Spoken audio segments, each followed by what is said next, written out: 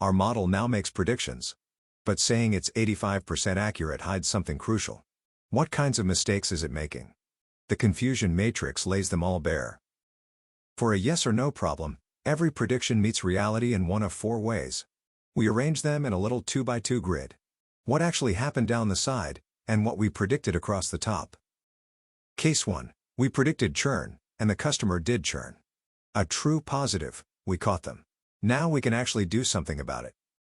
Case 2. We predicted stay, and they stayed. A true negative, correct again. These two, along the diagonal, are our wins. Case 3. We predicted churn, but they actually stayed. A false positive, a false alarm. We might waste a discount on someone who was never going to leave.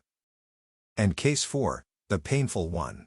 We predicted stay, but they churned. A false negative, we missed them completely. For churn, this is often the costliest mistake of all. Fill in the counts, and the whole story appears.